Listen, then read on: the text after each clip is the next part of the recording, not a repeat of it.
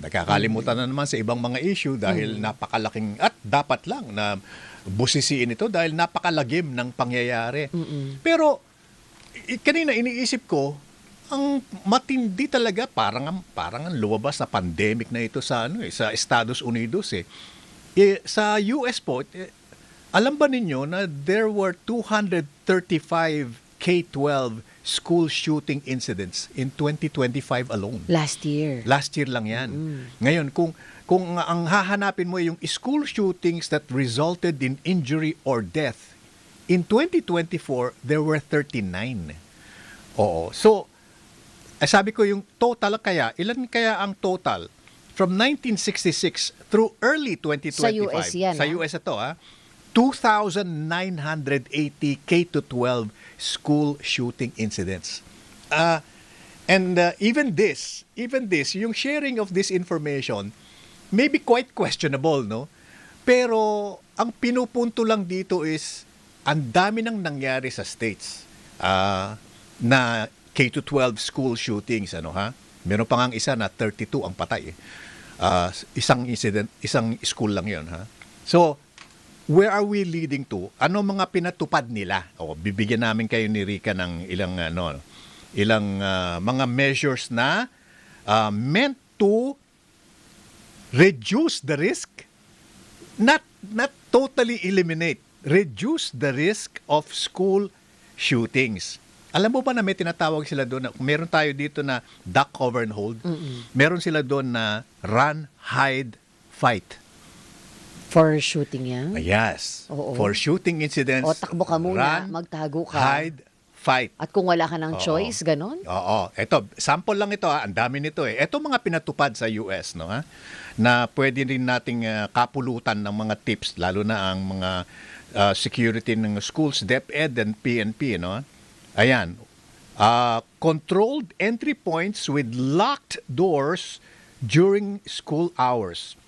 Visitor screening and ID requirements, security cameras and surveillance system, metal detectors in some schools, at marami pa. No? So these are the things that we can learn from. And kasi nga sanay na sanay ng US dito. Well, it's still going on. Oo. No? Pero sa atin The rise. the problem kasi here is, okay, let's investigate. Tapos wala na. Oo. After a while. Oo. Pero yun nga din kasi, ang hirap kasi nating i-trace kung saan tayo nagsimulang magkulang para sa paggabay sa ating mga kabataan. It's really important that we would be able to find the root of it. Kasi sinasabi na dapat sa pamilya palagi, no? Pamilya palagi kasi ang pundasyon ng values natin. Tapos yung eskwelahan kasi naman ang susunod na pamilya. But it's a community, di ba? To raise a child, it's a community. And yung factors ng social media, ease of access, lahat yan kasi humuhubog sa ating mga kabataan. So, ang tanong dito, meron pa rin ba tayo nung pinakagabay na itinuturo natin mula pa nung unang panahon hanggang sa mga kabataan ngayon para mapanatili natin etong ganitong ugali natin, ganitong kultura natin? Do we really still have that?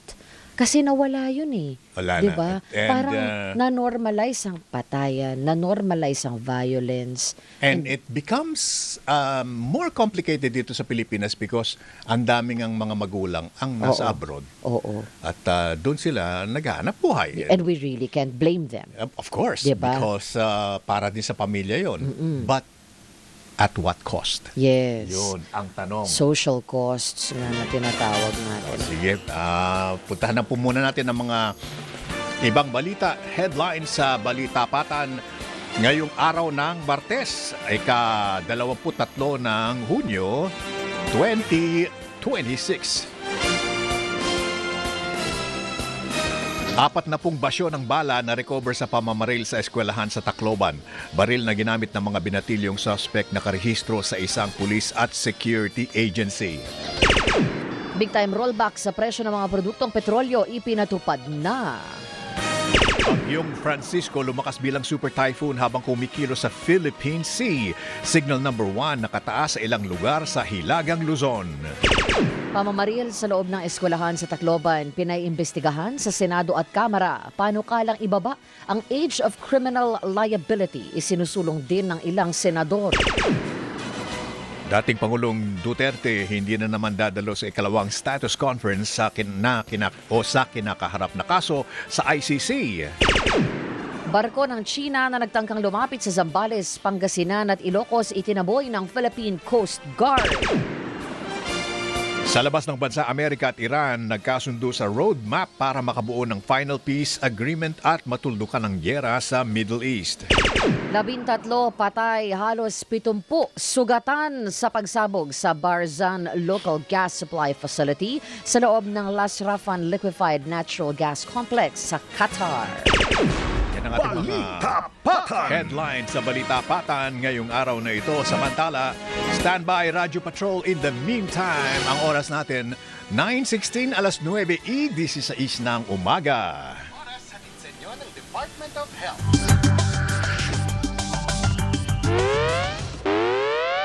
Mahal ng Radyo Patrol!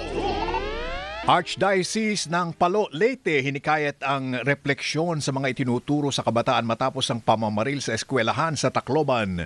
Balitang kumpirmado sigurado magmumula kay Radyo Patrol, Tricia Lindo. Tricia, go ahead please. Peter at Rica, sa inilabas na pahayag ng Archdiocese of Palo, sinabi nito na nangyaring pamamaril sa loob ng San Jose National High School sa Tacloban ay mag-uudyok sa bansa, komunidad at pamilya na magkaroon ng refleksyon sa paraan ng pagpapalaki at pangaral na pinaparating sa kabataan. Kailangan anilang magtulungan para hindi na maulit ang malagim na sinapit ng mga estudyante at guro. Maski ang San Jose Parish Tacloban ay hinihikayat ang publiko na ipagdasal ang mga biktima ng trahedya. Ipinapasa Diyos ang paghilom ng mga apektado at mga naulilang pamilya ng mga nasawi sa insidente. Yan ang balitang kumpirmado sigurado. Ito ang Radyo Patrol, Tricia Lindo, DZMM. Thank you, Tricia Lindo. Susunod kampo ng mga akusado sa umunoy dispalinghadong flood control project sa Nauhan Oriental, Mindoro. Magsisimula ng magpresenta ng mga testigo ngayong araw. Ang balitang kumpirmado sigurado hatid naman ni Radyo Patrol Zeus Regaspi. Zeus. At Peter, batay sa schedule ng Sandigan Bayan 6th Division, nakatakda na magpresenta ng testigo ngayong araw ang kampo ng siyam na mga akusado mula DPWH Mimaropa kaugnay ng kinaharap na kasong malversation. Ang kaso ay nag-ugat sa umano'y substandard na flood control project sa bayan ng Nauhan, Oriental Mindoro. Kasama sa mga akusado ang dating regional director na si Gerald Pacanan. Ayon sa mga abogado ng depensa, nakatakdang tumestigo ang isa sa mga akusadong si Engineer Dennis Abagon, dating hepe ng Quality Assurance Division ng DPWH Mimaropa. Pero paliwanag nila, may mga nakabinbin pa silang motion na hindi pa nabibigyang resolusyon ng korte, kaya posibleng ito muna ang talakayin ngayong umaga at mapurnada ang pagsalang sa witness stand ni Abagon. Ngayong umaga rin nagpapatuloy sa Sandigan Bayan 3rd Division naman ang pagliliti sa kasong malversation na isinampa laban kina dating Senador Bong Revilla at mga kapwa-akusado mula DPWH Bulacan 1st District Engineering Office. Peter at Rica, ang tinitignan natin ngayon, ang inabaga natin sa Sandigan Bayan 6th Division ay kung matutuloy nga yung pagsalang sa witness stand ng akusadong si Engineer Dennis Abagon o kung tatalakayin muna ng korte yung mga motion na inihain ng depensa na ayon sa mga abogado ay hindi pa nabibigyan ng resolusyon hanggang ngayon. Kasama dito yung kanilang i-final na motion for reconsideration for the denial of leave to file demurrer of evidence. Ito yung motion na naglalayong ipadismiss yung kaso laban sa mga akusado dahil wala nilang matibay na ebidensyang inilatag ang prosekusyon. Yan ang balitang kumpirmado, sigurado. Ito ang Radyo Patrol, Zeus Legaspi, DZMM. Okay. Zeus, pahabol tanong lang.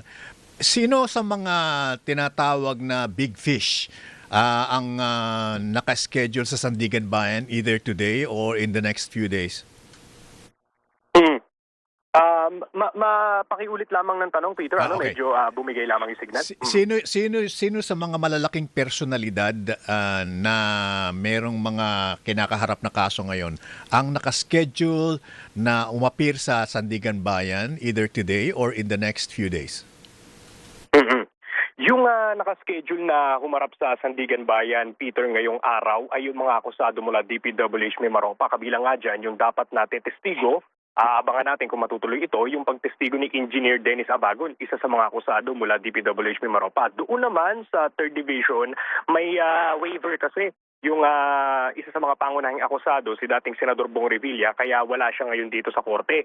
Ang nandito ngayon sa 3rd Division ay si dating DPWH 1st District Bulacan 1st District Engineering Office Engineer na si Bryce Hernandez. Siya yung nandito ngayon. Ano? At sa mga susunod na araw, Peter, meron tayong nakuhang schedule na rin mula dun sa Sandigan Bayan na 3rd Division.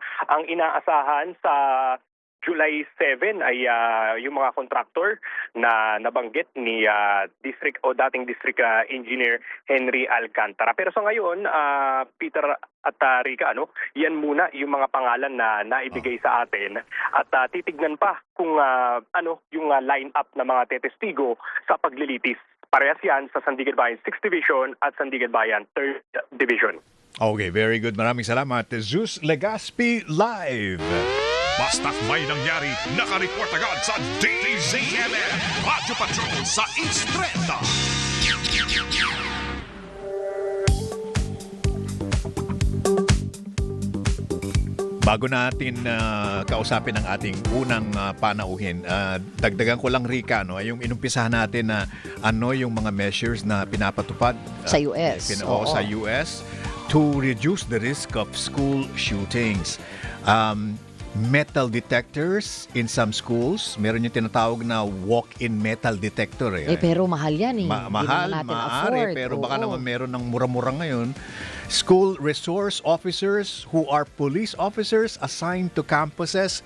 Medyo yan, medyo controversial yan kasi may mga eskwelahan talaga na ayaw nila ng mga police sa loob. But something to talk about.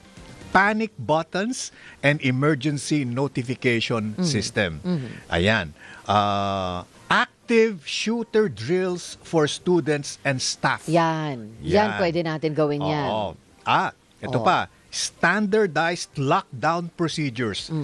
Bigla akong napaisip na, kaya bang i-lockdown yung school? Kaya May nga. mga lock ba yun? Kaya ito nga. na.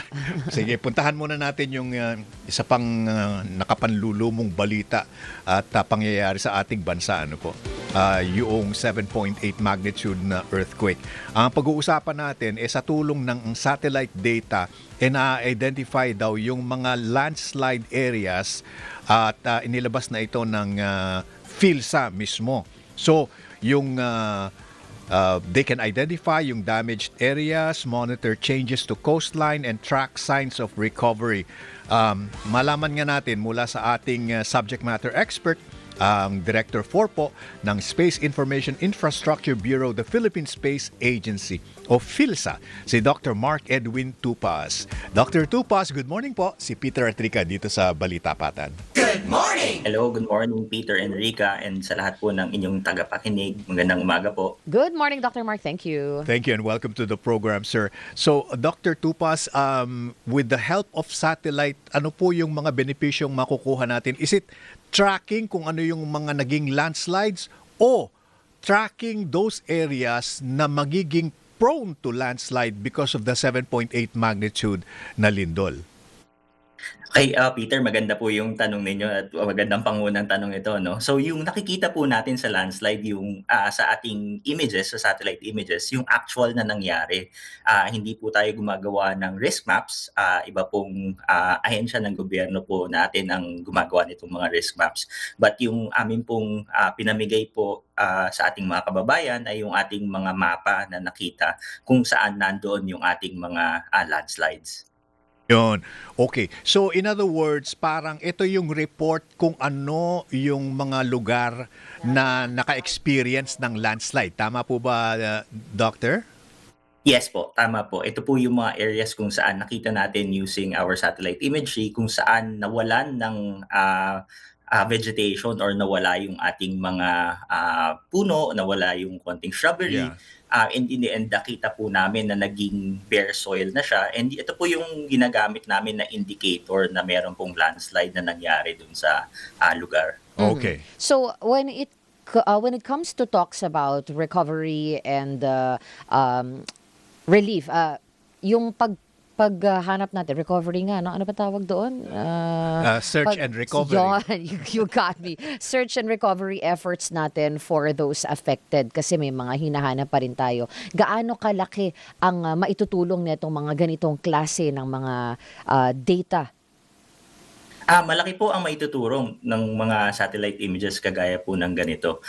In fact, hindi lamang po dito sa landslide event na nangyari ito. Marami na po tayong events in the past kung saan nakapagbigay din po ang PhilSA ng mga mapa ng ating mga landslides. So, ang karaniwan po namin ginagawa ay kumukuha din po kami ng datos mula sa iba't ibang ahensya ng gobyerno at even sa mga open data na nakukuha natin on the internet, nilalapat natin yung mga information na yan. In some cases, pwede po tayong makakuha ng mga outline ng mga building at pag nilapat natin siya dun sa ating mga landslide hit na area, we can identify kung ano po yung mga infrastructure or mga buildings na tinamaan. Yung area ba, Sir Dr. Mark, ng landslide, yun na, meron ba tayo, yung surrounding area ba no na ay delikado din? Paano ba natin mai-interpret yung mga ipinapakita ninyong maps? Katulad na lang po ng ipinapakita natin on cam, no? Merong mga area na nawala yung vegetation. But the surrounding areas niyan, delikado rin ba yan? Opo, tama po yun. I wouldn't say it for certain because hindi po ako geologist, but I would defer dun po sa ating mga ahensya tulad ng MGB at PHIVOLCS kung saan po mas nakakaalam po sila sa mga ganitong mga bagay. Pero sa ating pong karanasan, karaniwan ang mga areas kung saan nagkakaroon ng landslide, yung mga surrounding areas, it's also prone to these types of things happening again. Are there conclusions na po, Dr. Tupas, as a result of yung mga nakita ng ating satellite imagery, ibig bang sabihin po nun, yun ang precursor to another landslide as a result of an earthquake? In other words, na-destabilize na ba yung ground na yun and therefore it's much more prone now to have another landslide? Sige po. Ulitin ko lang po na yun po, what we do is nagpo-provide po kami ng satellite imagery kung saan po nangyari event. But in terms of maybe analyzing, I would defer to MGB at PHIVOLCS to better answer that particular question. Pero ito pong mga datos na ito, binibigay po namin ito sa ating mga katuwang sa gobyerno katulad ng MGB at PHIVOLCS para po sila yung mas masusi nilang napag-aaralan yung mga ganitong mga event. Okay, so let's talk about satellites para mas nasa inyo pong bakuran. How many satellites do we have sa Pilipinas? So maganda pong tanong. Sa kasalukuyan po, meron po tayong dalawang sovereign satellites na ginagamit, si Diwata 2 and meron po tayong Novasar na data satellite na ginagamit. Ito po mga sovereign, ibig sabihin ito po yung tayo yung nag-uutos kung saan po sila kukuha. Pero apart po dito, marami po tayong mga satellite data na nakukuha mula po sa ating mga kaibigan mula sa NASA, mula sa ESA from the European Union, even sa Korea and sa JAXA.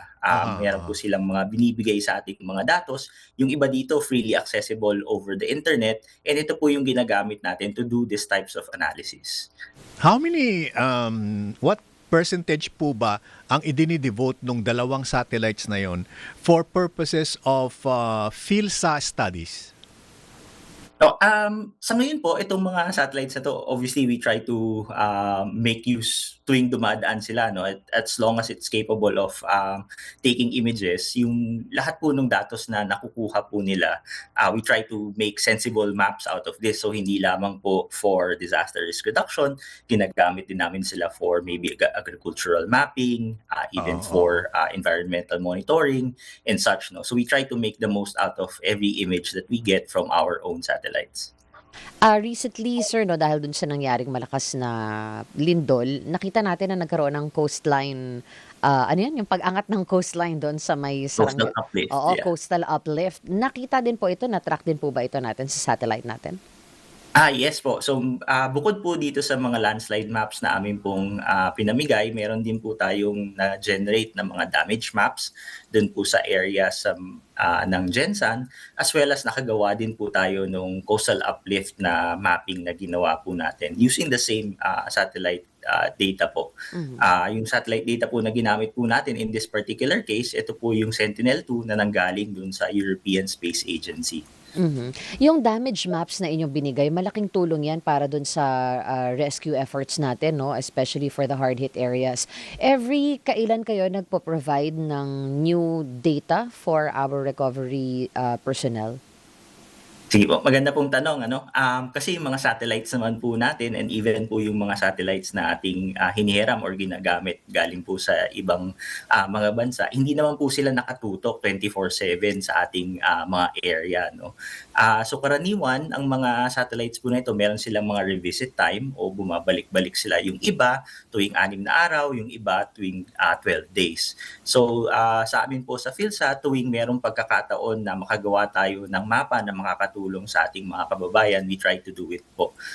So in a way, about every 6 to 12 days, we can generate images such as this. But again, depende rin po yan kasi kung mapapansin niyo po yung mapa po namin na binibigay, minsan natatakpan naman po ng clouds. Aha. So tuwing walang clouds, syempre doon po meron tayong magagamit na datos. Opo. Bukod doon sa dalawang sovereign satellites na inyo pong binanggit, meron pa bang ibang mga privately owned satellites na pag-aari ng mga Philippine companies? Sa ngayon po wala pong, privately owned na mga satellites, na Pilipino po ang, nagmamay-ari. Although siyempre ang PhilSat, we're trying to, push na magkaroon ng mga ganito 'no, kasi gusto natin na yung, space, science and technology hindi lamang po Mm. sa mga ahensya ng gobyerno but even for the commercial sector. Pero sa kasalukuyan po wala pong ganitong mga, kumpanya. Although meron pong foreign tayong mga nabibilhan na mga Oo. high resolution na satellite data, um, nag yun din po nagagamit din po natin sa mga DRR efforts natin sa ngayon. Pero sa kasalukuyan wala pa pong Philippine, companies na ganito po yung ginagawa. Is PhilSat a regulatory body po for satellites, you know, na nasa usually dumadaan sa Pilipinas? Maganda pong tanong. Sa ngayon po hindi po kami regulatory body. So we try to harmonize and coordinate with the different, branches of, the government ano, para po hindi naman tayo kasi kagaya na nabanggit ko, minsan bumibili po tayo ng datos. Ayaw naman po natin na pare-pareho yung binibili or nagdu-duplicate ng effort yung ating mga, government agencies. So we try to harmonize it by coordinating yung, efforts natin sa gobyerno sa paggamit ng satellite data. But in terms of being a regulatory body po, hindi po, wala po kaming ganong, mandato sa ngayon. Sabi niyo po kanina meron po tayong dalawang main satellite, no, na ginagamit sa Pilipinas. But I do remember, Dr. Mark, na meron tayong mga maliliit na na-launch na satellites before. If tama yung, kasi I do remember na may na-interview ako dati na nag-launch sila ng maliliit na satellites. Ang aim nila is to either help on agriculture, help on tracking storms, yung mga ganyan. What happened to those small satellites natin na ni-launch before? Rika, magandang tanong ano. Yung mga satellites po na na-launch na po ng, Pilipinas marami na sila if I'm not mistaken mga 7 or 8 na po yung ating, mga satellites. So nauna po diyan si Diwata 1 and si Diwata 2. Si Diwata 1 kaya ko po hindi siya nabanggit kasi kagaya ng mga iba pong maliliit natin na satellites, nag-burn na po sila into, sa ating atmosphere 'no. Kasi yung mga maliliit na satellites natin kapag mababa yung kanilang, altitude or mababa yung kanilang orbit, eventually napu-pull po sila ng gravity and 'pag na-pull po sila ng gravity, they move towards the planet ano. And then dahil maliit sila, they completely burn up dun sa ating atmosphere. So yung mga maliliit po natin na mga satellites na ito, yung iba dito for demonstration purposes, yung iba mga 10 by 10 by 10 centimeters lang po yung Maya series po natin ng nano satellites. They demonstrate certain capabilities or certain engineering feats na kayang gawin na natin ano. They already deorbited and sa ngayon hindi na po siya nagagamit. Ano na po nangyari kay Agila? Si Agila. Okay.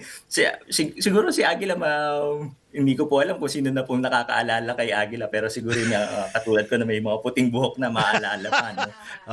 We speak But the same si Agila language. po, si Agila po, it's an old communication satellite po na it was owned by a private company ng somewhere in the Philippines. Ano? PLDT yata.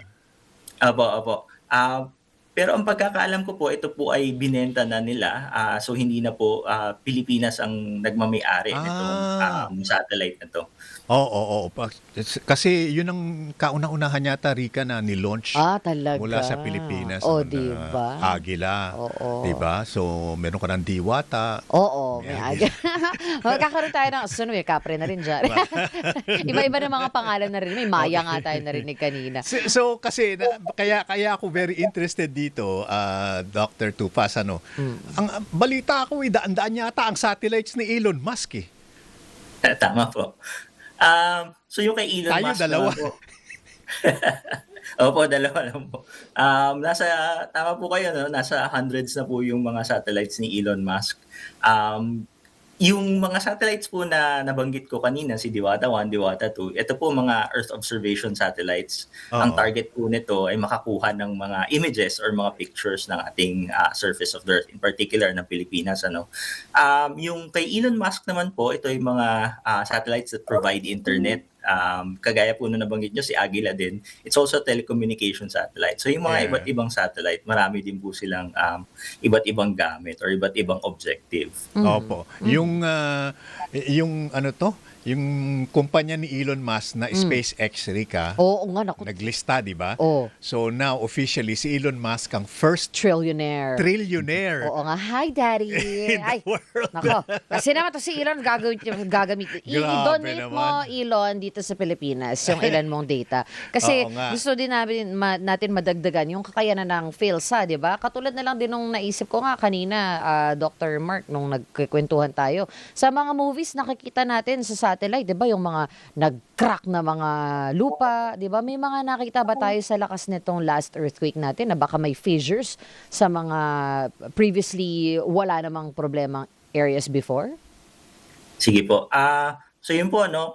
Unfortunately, yung ginamit po natin na satellite dito, yung nabanggit ko, yung Sentinel-2, hindi po siya ganun kalinaw for us to be able to identify yung ating mga fissures, yung mga cracks dun sa ating lupa. Although alam ko meron kumakalat from the news na kitang-kita. We don't have that particular capability sa ngayon, yung very high resolution data. Maaari po tayong bumili ng datos na ganun. Okay. Pero para po dun sa mas malawak na pag-aaral, ang ginagamit po natin yung freely available galing po dun sa ating mga partners kagaya po nung galing sa ESA. Oo. And yun nga po, hindi po siya kinaya yung pag-identify ng features sa ngayon. Ilan po bang megapixels yung Sa camera ng cellphone niya cellphone ba yun? Hindi na, pang satellite. Megapixel. BGA camera, gano'n. Pero Peter, maganda po yung inyong tanong, kasi sa mga satellites po, meron din po tayong tinatawag na resolution. Yeah. Yes. High pero res. Ang resolution po na ang gamit po namin sa Earth observation, we quantify it in terms of gaano kalaki dun sa ground yung nakikita mo. So for example, yung ginamit po natin na data para din sa ating landslide maps, yung kanyang resolution ay 10 by 10 meters. Ibig sabihin, ang isang pixel niya, it can resolve an object that is the size of 10 by 10 meters. Kaya dun po sa tanong ni Rika, syempre kung ganun kalaki yung pixel mo, hindi mo na makikita yung mga biyak na nasa loob ng ganung pixel. Gaano ba kalaki yung 10 by 10? 10 meters by 10 meters po ba? Oo, gaano kalaki yun? Malaki yun Ito, yan, itong booth natin. So ganito kalaki. Oo, so in other words, that is 100 square meters. Tama po. Tama po. Tama. Oh. Oh. Pag meron kang loting 100 square meters, Pwede na, sosyalin pwede ka na. Oo. Napapaisip kasi ako di ba? Kasi nazo-zoom in, zoom out pa ba natin yung mga nakikita natin sa satellite? Tulad nung sinabi mo nga partner, di ba? Ilang megapixels? Kung may megapixel nga yan, di pwede nating makita palalo yan on closer, ano tawag dito? Closer viewing pa. Ayun po, yung mga satellites po na yung Sentinel-2 po nabanggit ko, hanggang do'n na po yung kanyang kakanan 'no. Oo. Meron pong Ah. iba na for example, yung mga binebenta ng mga ibang high-tech na companies, abroad, nakakaabot sila ng mga 0.3 by 0.3 meters 'no. So it's less than 1 square Wow. meter So, naman yung malinaw talaga kakayahan yun. ng mga gano'n. Opo. Meron po tayong access sa mga gano'n, pero if you consider po kasi na bumili ng mga gano'ng kamahal na mga images, it might not be cost effective, hindi naman natin natutugunan yung mas malaking area. So we prioritize po yung mga images that we can get most of the time, yung madali nating ma-analyze and yung constant na may stream tayo ng data. Kailan po ba pumaimbulog si Diwata? Maganda po tanong. Ano yung Hindi ko na rin po pumaimbulog? yung unang Diwata po, ano? Oo. Di ko na rin na matandaan, ano? Pero makailang taon na rin po nung Palagay nyo, more than 15 years na? Hindi po. Si Diwata 1 po, in fact, 10 years pa lang po siya since unang ni-launch nung 2014. If I'm not mistaken, umabot po siya ng 4 or 5 years in orbit. And after that po, yun, nag-deorbit na siya. Pag nag-deorbit na, Ibig sabihin po, bumaba na po siya, lumapit na po siya papunta sa Earth, and dahil maliit po siya, kagaya nung nabanggit ko kanina, nasusunog na po siya sa ating atmosphere. So meron talagang lifespan ang Yeah. mga satellite natin. Dapat pala, challenge pala yan sa inyo, Dr. Mark, no? bakit na ba? gagawa ng bago ulit. Oh. Dapat may budget. Oh. Ayun. Nasa malita yung mga budget na yan. Baka masyado nang matanda yung technology. Walang filter. Yeah. Teka lang, kasi na-curious ako dito, partner. Sinabi kasi, Dr. Mark, na ginagamit din ng PhilSA researchers together with the Ateneo de Manila University yung nighttime light data for disaster assessment and recovery monitoring. Yung ilaw sa gabi. Tama ba itong pagkakaintindi ko? May na-assess din tayo dito? Tama po. So yung kagaya po nung ginagamit natin na nabanggit ko, no, yung sa landslide, kumukuha po ito ng images tuwing alas 10 ng umaga. And meron naman pong ibang mga satellite na tuwing gabi sila kumukuha ng mga images. Kagaya nung nabanggit ni Rica, it actually gives you nighttime lights. Yeah. Yung analysis po ng nighttime lights, it's also very useful tuwing merong mga ganitong kalamidad. Kasi alam natin na kapag merong ilaw, meron tayong movement or merong socio-economic activity na nangyayari. So tuwing humihina yung ating mga ilaw sa gabi, it's an indication na humihina yung activity dun sa isang particular city or in a particular area. So kagaya po dito sa nangyaring lindol, meron po tayong na-monitor na yung unang gabi po pagkatapos po ng lindol, nakita natin na halos buong Gensan, hindi naman buo pero mga kalahati mahigit siguro nawalan ng kuryente. Yung ibang mga areas katulad ng Glan, Sarangani, nakita po namin na halos walang ilaw dun sa mga areas na yon. And it's an indicator na yun nga, bukod sa walang kuryente, it might be an indicator na mayroong infrastructure damage na nangyari. So, totoo ba yung sa movie, Dr. Mark, nakikita natin na sa space namamatay yung ilaw, ganun? In a way po, meron pong ganong capabilities yung iba. Pero doon po sa meron tayong access siguro, hindi naman po gano'n. Kasi halos daily po yung access natin dun sa mga satellites. Hindi naman every second natin nakikita yung ano. Paliparin mo kami sa space, Pasensya Dr. na, Mark. Dr. Curious kami. Tupas, at medyo babad sa Netflix itong partner. Last question. Okay lang po kasi maganda din po na napaparating natin sa ating mga kababayan, no, na yung mga ano po yung mga limitasyon and ano yung meron tayo ngayon. Ito na technology. Gusto kong malaman, personal inquiry ito. Yung bang satellite natin ay nag-orbit around the Earth or basically umiikot siya at the same pace as the Earth kaya nananatili siyang above The Philippines. Oo. Maganda po ang tanong. So yung karaniwan po na ginagamit natin kagaya ng Diwata 2, it's polar orbiting. So umiikot po siya, hindi po siya geostationary. Yung karaniwan po ng mga geostationary satellites natin, ito yung mga ginagamit natin for weather, ginagamit natin for telecommunication.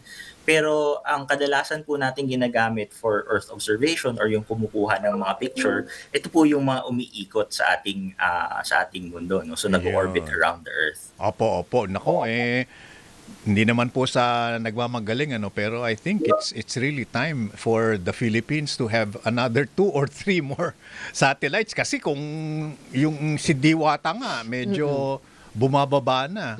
Oo. So gagawa na tayo ng bago para Yeah. lilipad na ulit. Kasi mababa nga lang ang kaya liparin ng isang Diwata. So dapat Oo. mga mas matataas na. Ano ba mas mataas? Hindi ko nga alam eh. Tumuro tayo sa propulsion methods nila, mga ganyan-ganyan. Ano ba? Dr. Oo. Tupas, maraming salamat po. This is very interesting for us kasi sa totoo lang, and no offense meant, meron pala tayong PhilSat. Meron. Active ang Philippine Space Agency natin. Oo, sa napakarami mga bagay. Dr. Mark, thank you so much very for your much. time. Good morning. We'll call you again. Marami pong salamat. Si Dr. Mark Edwin Tupas, Director 4 po ng Space Information Infrastructure Bureau, Philippine Space Agency. Ayan, kita mo nga naman Ilan ang satellite na Pilipinas? Humigit kumulang sa Dalawa. Pero meron. Oh, Tapos yung isa pa, Oh. satellite na mababa ang lipad. bumababa. Tumatanda. Ganun yan. Ang oras, 9:46 with Pita Enrica. Sa Balita Patan, babalik po kami shortly. Balita Patan. Balita Patan. Balitaan at talakayan. Iba pang mga kalunos-lunos na pangyayari. Diyos ko Oo po. nga. Well, this time, this is about the numbers and the math of what is a quorum, what is a two-thirds. Oo. Ayan na naman, mat na naman. Oo, Kala ko, kasi nga ang daming naka-move on na tayo. Ang daming interpretasyon at Oo. saka yung mga theoretical possibilities na hindi na natin alam kung paano nga ba kung ang natira 14 na lang o 15 o Gano'ng karami nito magiging paano ka pupunta sa 16? ceiling? Oo. Ayun. Kakausapin natin ay isa po sa mga iginagalang na political analyst na dati ring nasa COMELEC yata si Attorney Romy Maceno, also an election lawyer, Attorney Romulo The Mac Makalintal. Ayan. Attorney Romy Mac, good morning and thank you for accepting our invitation. Maraming salamat sa invitasyon, Peter and Rica, at sa inyo mga nagapanood, nagamakinig. Isang karangalang lagi na maging bahagi ng inyong palatuntunan. Aba, Attorney, thank you po. the honor is ours. Eka nga, opo. As always po, karangalan yan. Isang karangalan. Attorney Romy Mac, so we've spoken with senators, with congressmen, with previous Supreme Court Justice, mga ganyan. Parang wala po kaming nakikitang unanimous decision on where do you base the two-thirds? Do you base it on the 24?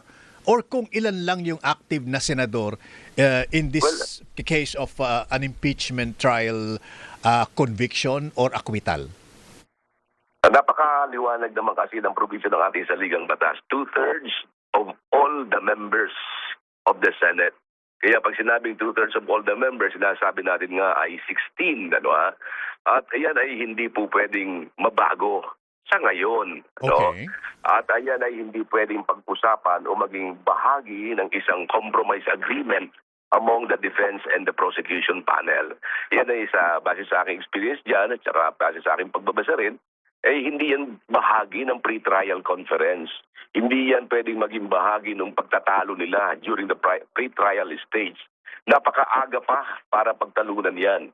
Kasi unang-una, yung mga sinasabi lang mga senador na wala dyan, sila ba ay may tuturing na nating dismissed from service o no longer active members? Sila ba ay miyembro pa ng nasabing Senado? So, yung katulad halimbawa ni Senator Jinggoy Estrada, remember siya ay nasa preventive suspension lamang. So, sa preventive suspension, ibig sabihin, hindi pa siya permanently dismissed or discharged from service. So, he is still a member of the Senate. Tsaka yung kanyang pagiging sa preventive suspension, yan ay suspension lamang at yan ay hindi tinuturing na interruption of service. Meron ang decision ng ating Korte Suprema sa bagay na yan, sa mga election cases, na sinasabi na when a government official is preventively suspended, wala pang interruption ng kanyang service. So siguro dapat yun ay maging bahagi ng panuntunan o bahagi ng pag-aaral ng lahat ng mga nagbibigay ng opinion sa bagay na ito. Nakakalimutan nila na yung preventive suspension ay hindi ibig sabihin na siya ay wala na sa serbisyo. Hindi iyan bahagi ng interruption of service. Mhm. Yes. Kaya sa ngayon, sa akin pala, walang makapagsasabi kung iyan ay sa ngayon, yan ang provision ng saligang batas, 2/3 vote of all the members of the Senate, Oo. and that is the rule at present. Okay, so wala pong kinalaman, it's of no consequence yung sinasabi nila na there may be members of the Senate or Congress as a matter of fact na beyond the reach of the Senate. In other words, hindi sila pwedeng i-compel na mag-attend ng impeachment trial precisely because for varied reasons like being detained. Yes, so Opo. So the total, the universe remains the same. It's 24. okay. Oo, kaya nga sinasabi ko rin na bagamat sila ay detained, sila ba ay considered ng not a member of the Senate? Alam mo, Peter Enrica, yan ay dapat marisolba ng Korte Suprema. Siyempre, sasabihin ng prosecution, dapat may bawas. Sasabihin ng depensa, walang bawas. Tayo mga nag-o-observe, we just make our opinion. Sa akin, I am just making my humble opinion on the matter. Yes, oh. Pero merong nakapimbi na petisyon sa Korte Suprema ngayon tungkol sa bagay na yan. At napakalaking tulong ang magagawa ng ating Korte Suprema kung ito ay kanilang ireresolba. Alam niyo na matatandaan niyo nung matanggal si Alan Peter bilang Senate President, naghain siya ng petisyon sa Korte Suprema. Kinwestiyon niya yung kanyang pagkakatanggal bilang Senate President. Bahagi ng kanyang petisyon ang isyung ito tungkol sa 2/3 vote. Ano nga ba ang magiging base number? Ganong merong missing senator at merong detained senator. Sana ito ay mabigyan ng resolusyon ng ating Korte Suprema para magkaroon ng kaliwanagan sa lahat ng panig.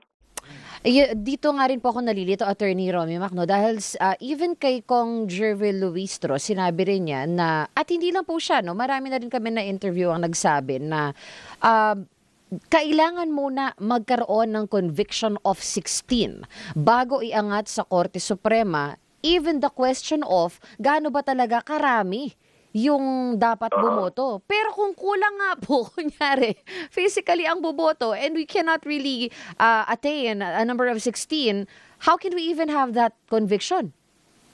Well, ito nga ang magiging problema nila. No, ha? Kaya nga sinasabi ko, ang makakaresolba lamang yan ay ang Supreme Court. Kasi both panels, magkaiba ang kanilang kuhan. Magkaroon sila ng ibang interpretation. Sasabihin ng prosecution, pwede nang may bawas. Sasabihin ng, siyempre, kung ako sa defense, I would always insist on the 16 votes. So, napaka-gulo ng issue nito. At makikita ninyo na iba't iba ang mga opinion na lumalabas yan. Pero para sa akin, tanging Korte Suprema lamang ang makakaresolba niyan. And hindi sa stage na ito pinag-uusapan yan, kundi as they go on with the proceedings, malalaman natin ilan ba o sino matitira dyan. Pero mahalagang magampanan ng Korte Suprema ang kanilang tungkulin sa bagay na ito sa pamamagitan ng pagbibigay ng desisyon sa nasabing issue na kalakip doon sa petisyong inihain ni Senator Alan Peter Cayetano. So in other words, not even the pre-trial conference can discuss this as a matter of an agreement between the prosecution, the defense, and the Senate itself. Yeah. Hindi pwedeng pag-usapan niya sa pre-trial. Yung batas cannot be the subject of a compromise agreement. Kasi batas yan eh. So sino mag-i-interpret niyan?